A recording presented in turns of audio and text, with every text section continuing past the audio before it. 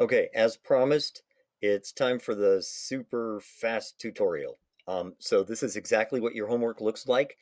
The directions, just look at this sheet and then answer the questions below. I am not asking you to do 10 and 11. You're just going to do 1 through 9, and you can kind of zoom in if you need to. And all you have to do is notice it says name each triangle by its angles and by its sides. Okay.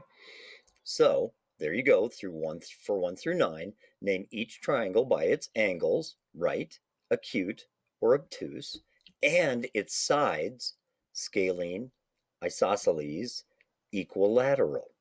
Okay, and you may want to go back and look at your notes to make sure you know what scalene, isosceles, and equilateral are. That's what those notes are all about.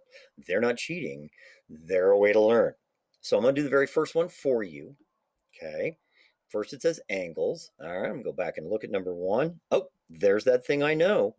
That tells me that is a right triangle because it just told me that that was a 90-degree angle. So here's what you got to do. Take your cursor and just go click. And then I just hit spacebar and I write the word R-I-G-H-T. So by angles, it's a right triangle. All right, time to go up and look at the sides. Let's see, do I see any slash marks? No, no. Okay, no slash marks tell me none of those sides are the same length. Okay, and if none of the sides are the same length,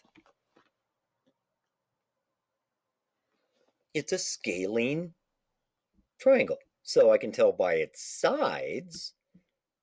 Now, once again, click, space, SCALENE.